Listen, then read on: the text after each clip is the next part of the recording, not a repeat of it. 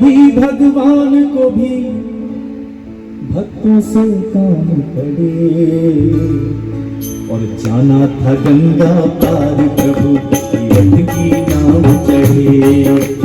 जाना था गंगा पार प्रभु तीरथ की नाव चढ़े। कभी कभी भगवान को भी भक्तों से काम पड़े। गाइए।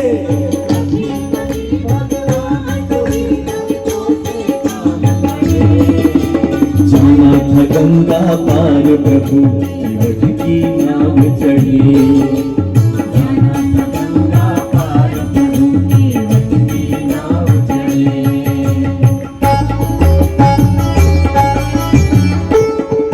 बोलो सियावर रामचंद्र की।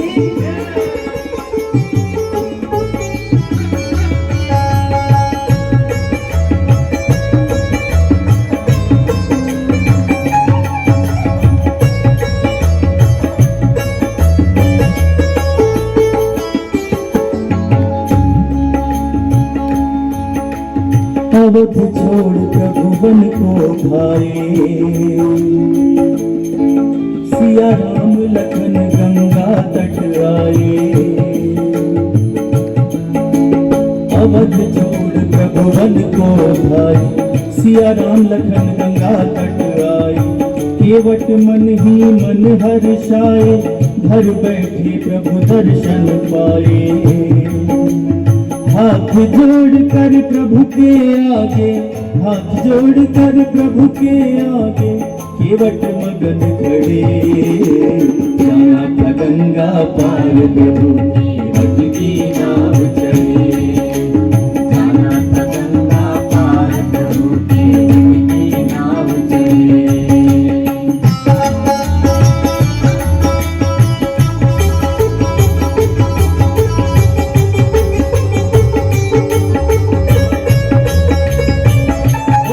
रामचंद्र की।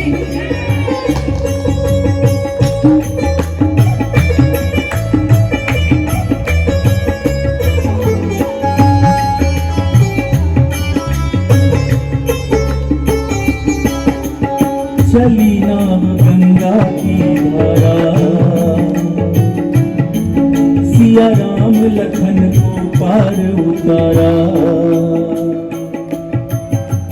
चली नाव गंगा की धारा, सिया राम लखन को पार उतारा। प्रभु देने लगे नाव तुराई, केवट कहे नहीं रघुराई। क्यों पार किया मैंने तुमको, पार किया मैंने तुमको, अब तू मोहे पार करे। जाना था गंगा पार प्रभु तीरथ की नाव चढ़े।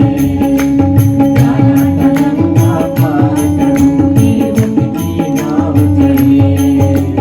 कभी कभी भगवान को भी भक्तों से काम पड़े। आवाज आनी चाहिए। कभी भगवान को भी भक्तों से काम पड़े। कभी कभी भगवान को भी भक्तों से काम पड़े। गाइए। कभी कभी भगवान को भी भक्तों से काम पड़े। जाना था गंगा पार तीरम राजीवनेत्रम रघुवंशनाथं लोकाभिरामं रणरङ्गधीरं लोकाभिरामं रणरङ्गधीरं राजीवनेत्रं रघुवंशनाथं कारुण्यरूपं करुणाकरन्तं कारुण्यरूपं करुणाकरन्तं श्रीरामचन्द्रं शरणं प्रपद्ये। सीताराम सीताराम सीताराम। आप सब भी गाइए।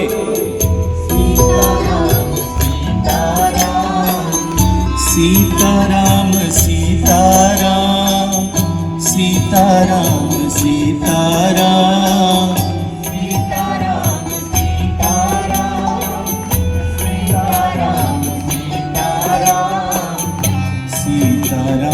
सीताराम सीताराम सीताराम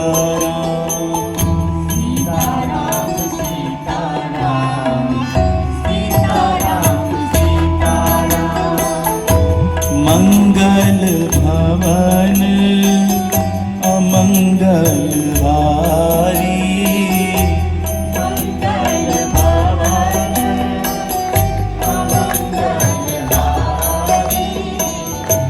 मंगल भवन अमंगल हारी।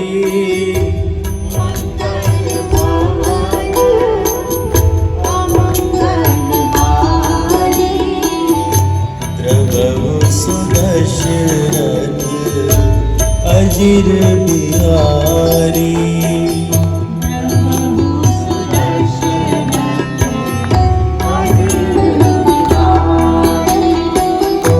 कर्पूर गौरम करुणावतारम।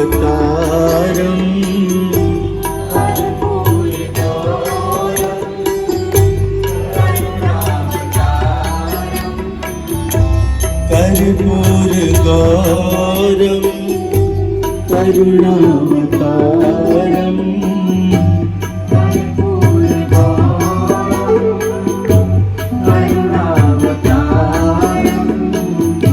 संसार सारम भुजगेन्द्रहारम।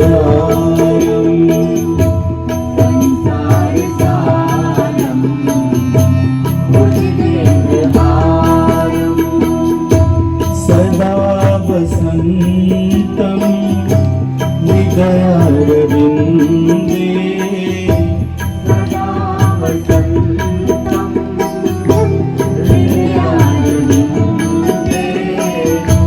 भवन भवानी सहितं नमामि। भवन भवानी सहितं नमामि। सीताराम सीताराम सीताराम सीताराम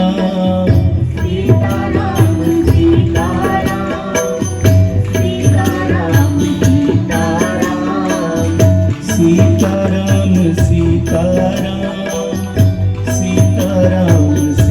सीताराम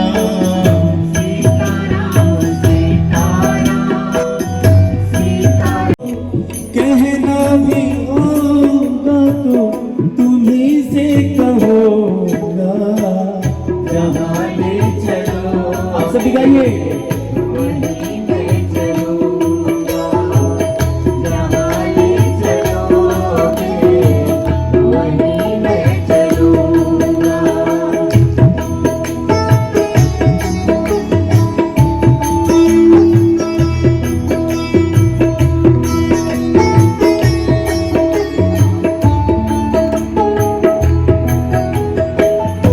कहता है कि अब इस जीवन की जो अवस्था है वो दयनीय है, तो आगे की जो व्यवस्था है उसकी जिम्मेवारी आप अपने हाथों में लें प्रभु। दयानाथ दयनीय है मेरी अवस्था, तुम्हारे ही हाथ में है सारी व्यवस्था। तुम्हारे ही हाथ में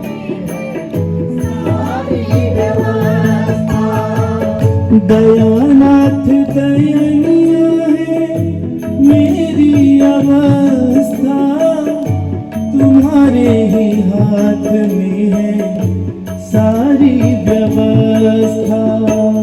तुम्हारे ही हाथ सारी व्यवस्था। नारायण प्रभु में नारायण प्रभु प्रेम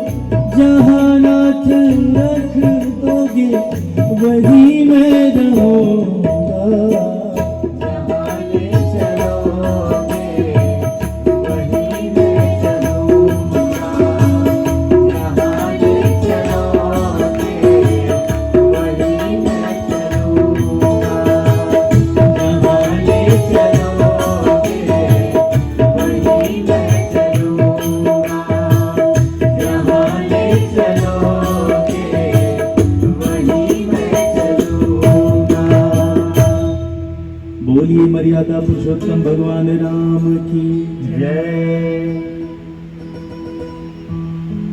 राम जी वहां से आगे चलते हैं और राम जी पहुंचते हैं निषाद राज गुरु से मुलाकात के बाद। राम जी श्रृंगेरपुर पहुंचते हैं।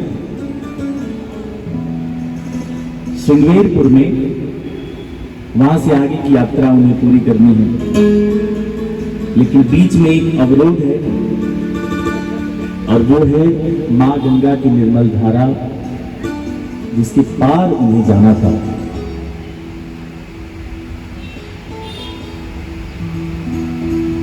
और इंसान के सारे दुखों का अगर मूल कुछ है तो वो अहंकार है, और वो राम में लेश मात्र भी नहीं था। एक सज्जन कह रहे थे कि हम बहुत परेशान हैं, हम बहुत परेशान हैं, हम बहुत परेशान हैं। महात्मा जी ने कहा कि तुम्हारी बात में ही तुम्हारा उत्तर है। परेशान हो तो बस कुछ मत करो, शान से थोड़ा सा परे हो जाओ। हम सब जीवन में क्या करते हैं? मैं, हम, मेरा, ये, वो, दिस, दैट, पूरे जीवन कहते रहते हैं मुझे ऐसा चाहिए, मुझे वैसा चाहिए, मुझे ये चाहिए, मुझे वो चाहिए। इतने में जीवन बीत जाता है। यमराज आके कहता है मुझे आपके प्राण चाहिए। सारे दुखों का मूल है अहंकार। हम सब बहुत लोगों पर ये सोचते हैं और लोगों को कहते हुए भी आप लोगों ने सुना होगा कि मुझे किसी की जरूरत नहीं है। अब इस कथा से सीख लीजिए कि राम जी परमपिता परमेश्वर के अवतार हैं, भगवान विष्णु के अवतार हैं, सर्वशक्तिमान हैं। मगर गंगा पार जाना है तो उन्हें केवट की जरूरत है ना भैया। जब भगवान को दूसरों की जरूरत पड़ी, हमें ना पड़े? हमारे यहां भी कुछ किसी ना किसी को किसी से जरूरत पड़ती है। बच्चे मन के सच्चे होते। एक छोटी बच्ची गई पड़ोस में दादी माँ के पास। दादी माँ घर के मेहमान आए, थोड़ी सी चीनी दे दो। मम्मी ने बोला हमारे घर की चीनी खत्म हो गई। दादी माँ को बड़ा प्यार आया, बोला आ ले मेरे बच्चा, और कैसी हो? तुम्हारी माँ ने और क्या कहा? तो बच्ची ने बोला कि मेरी माँ ने कहा कि वो गुड़िया बहुत पोसट है, अगर नहीं दे तो पड़ोस वाली आंटी से मांग के लेके आ जाना। हर किसी को अपने जीवन में बाकी लोगों की जरूरत पड़ती ही है। जब ईश्वर को पड़ी, हम किस खेत के क्या है प्रभु? केवट को बुलाया गया। मैं एक बार फिर से कल की तरह आप लोगों से माफी चाहूंगा। बहुत छोटे पॉइंट्स को धीरे धीरे छू छू करके हमें आगे बढ़ना पड़ रहा है, इसलिए कि समय मुझे कम दिया गया है। मात्र 1.5 घंटे के लिए मुझे बोला गया था कि हर दिन 1.5 घंटे करना है। 1.5 घंटे में जितना कुछ हो सके, तो बस एक एक छोटे छोटे पॉइंट्स को स्पर्श करते हुए और हम लोग आगे बढ़ रहे हैं। केवट को बुलवाया गया। केवट आते हैं, राम जी लक्ष्मण जी को देखकर वो पहचान जाते हैं। लेकिन वो कहते हैं ना कि किसी को हम भी जब देखते हैं कि ये कहाँ का, यार शक्ल सूरत तो इसकी ठीक दिख रही है, ये ऐसे तो मतलब तपस्वी के वेश में है, लेकिन कहीं ना कहीं ये राजकुमार की तरह दिख रही है। ये मेरा एक छोटा भाई है प्रकाश, जो कोरस में भी बैठा हुआ है सामने, इसे म्यूजिक डायरेक्टर, और इसने अभी एक गाना बनाया है भोजपुरी में। आप लोग यहाँ पे कोई है जो भोजपुरी भाषा समझते हैं? आप अरे वाह वाह वाह वाह, ठीक बा, जय श्री राम। तो भोजपुरी का देखिए, लोग नहीं समझ पाते, भोजपुरी को बोल नहीं पाते, but Bhojpuri is very close to Hindi. जितने शब्द हैं आप भले बोल ना पाए, लेकिन आप उनको समझ सकते हैं। इसने गाना बनाया है राम जी के ऊपर। राम जी और वन के वनवासियों ने जब राम प्रभु को देखा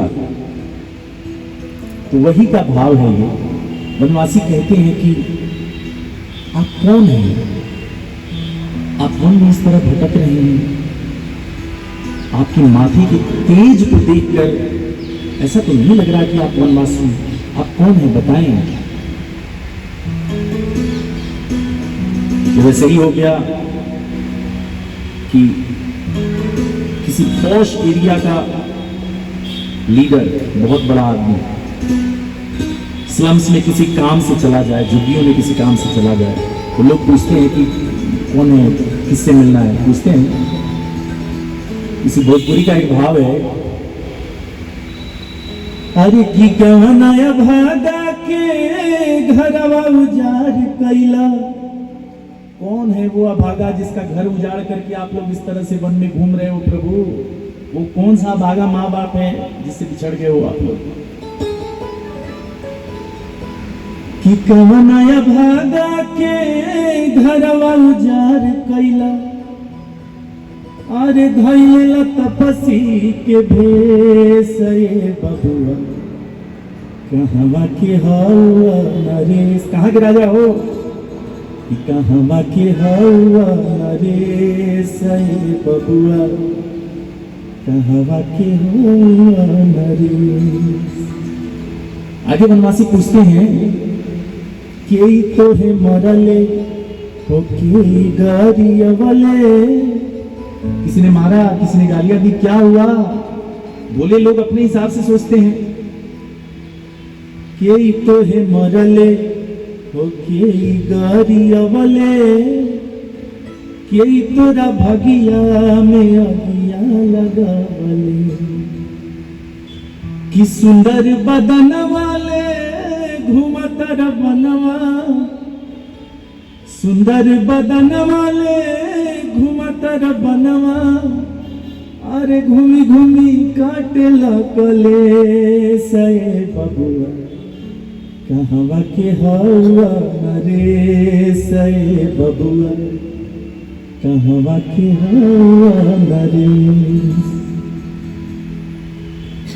कीवर्ड आते हैं और वो एक कंफ्यूजन वाले स्टेट में है कि ये कौन है, यहाँ पे क्यों आए हैं, दिखने में इतनी सुंदर हैं, इनको उस पार जाने की क्या जरूरत। 100 सवाल कीवर्ड के मन में। कीवर्ड पूछता है कि आप कौन हैं? निषाद राज जी है वहां पे। कीवर्ड पूछता है कि आप कौन हैं? तो यहां तो गली में एक छोटा सा विवाद हो जाए तो लड़का सीना तान के बोलता है, पहचानते नहीं हो चाचा विधायक है हमारे, कल हिसाब किताब करवा देंगे तुम्हारा 2 घंटे के अंदर। विनम्रता देखिए प्रभु, आभूषण है विनम्रता, आभूषण है विनम्रता इंसानों का। इस पृथ्वी पर सबसे बड़े साम्राज्य के राजा का पुत्र, स्वयं राजा की कुर्सी के उत्तराधिकारी थे, स्वयं जिनको उस कुर्सी पर आसीन होना था, वो ये नहीं कह रहे। अच्छा, वो टेरिटरी भी उन्हीं की थी। वो कह सकते थे कि तुम्हारी हिम्मत मुझसे सवाल पूछो। वो कार की शीशा को खोल के लोग कहते हैं how dare you. Ram ji कहते हैं, भैया निषाद, भैया केवट, मैं दशरथ का पुत्र राम हूं, मुझे पिता की आज्ञा का पालन करने के लिए वन में जाना है और मुझे आपकी सहायता की आवश्यकता है।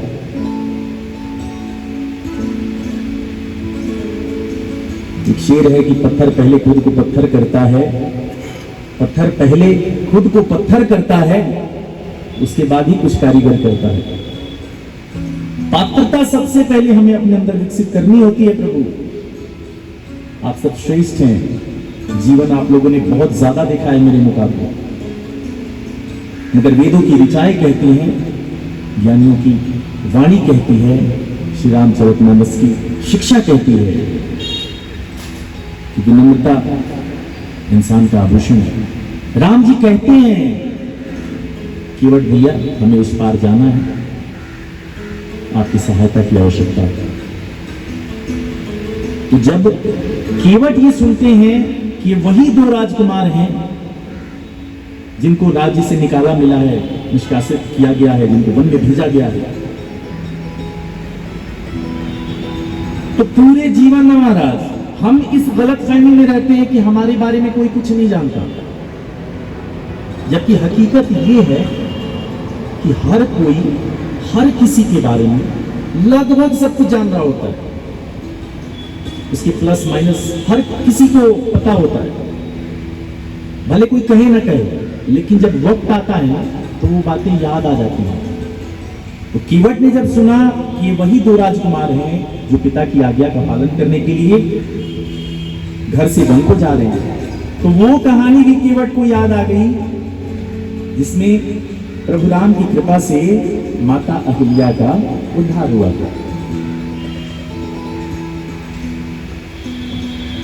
मर्यादा से बाहर जाकर इंद्र ने कोई ऐसा कार्य कर दिया जिससे मेरी मां अहिल्या का सतीत्व कलंकित हुआ, और गौतम ऋषि ने मेरी मां को श्राप दे दिया कि तुम शिलावत रहोगी। वक्त बीत गया, सदियां बीत गई, युग बीत गए, लेकिन आज भी कहीं ना कहीं उसी प्रथा का पालन हम सब करते हैं अपने समाज में। और अगर किसी लड़की के साथ कोई छेड़खानी हुई या कुछ ऐसा हुआ जो नहीं होना चाहिए था, तो दोष कलंक सिर्फ लड़की के ऊपर लगाया जाता है, उसके चरित्र पे सवाल उठाया जाता है।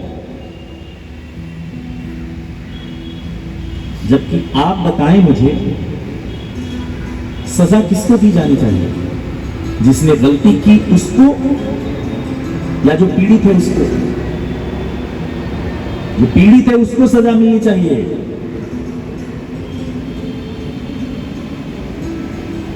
मुझे नहीं पता कि मैं अपनी बात अपने इस बहुत छोटे से जीवन काल में कितने लोगों तक पहुंचा पाऊंगा, लेकिन मैं जहां भी जाता हूं मैं सबसे यही कहता हूं कि यहां से 100 लोग सुन के जाएंगे, और वो 100 लोग अगर बाकी 100 लोगों को सुनाएंगे तो एक दिन ये बात दुनिया के कोने कोने में पहुंच जाएगी और ये प्रथा बदल जाएगी, और दोषी जो होगा उसको सजा मिलेगी।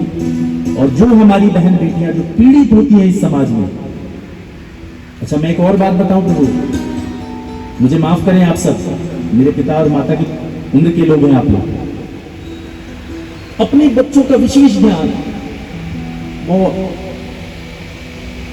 न सिर्फ लड़कियों का, लड़कों का भी, और जो भी आपके अपने हैं उन सबको भी अवेयर कीजिए। शास्त्र कहते हैं, मेरे गुरुजन जो भी जिनको मैं सुनता हूं, जिनसे मेरी शिक्षा दीक्षा होती है, और ये मेरा व्यक्तिगत अनुभव है, नारी का जीवन बहुत कठिन है प्रभु, बहुत। लड़कियों का एक छोटी सी उम्र से जब वो धीरे धीरे बड़ी होने लगती हैं, उस उम्र से लेकर उन्हें ऐसी ऐसी बातों का सामना करना पड़ता है, ऐसे ऐसे इशारे देखने पड़ते हैं, ऐसे ऐसे ऑफर्स उन्हें मिलते हैं जो किसी के साथ शेयर नहीं कर पाती। और मेरी समाज की जो बहनें हैं, कुछ लड़कियां मुझे अपने जीवन में ऐसी भी मिली कि व्यक्तिगत जीवन में जिस इंसान को, जिस लड़के को वो भाई कह रही है सबके सामने, वो पीड़ित है उस इंसान से, लेकिन वो कह नहीं पाती, इसलिए कि ये मानसिकता समाज में प्रचारित इसको किया गया है, इसको प्रसारित किया गया है कि अगर लोग जानेंगे तो हमारी इज्जत जाएगी। गलती करने वाले का बल तब और बढ़ जाता है जब उसको सजा देने वाले खामोश हो जाते हैं या खामोश रहते हैं। राम जी विनम्रता से कहते हैं कि केवट भैया, हमें उस पार जाना है। तो केवट जब सुनते हैं कि वही दो राजकुमार हैं, तो केवट कहते हैं कि प्रभु, मैंने आपके चरणों की महिमा सुनी है, जो भी चीज आपके चरण से स्पर्श हो जाए किसी चीज का, तो नारी बन जाती है।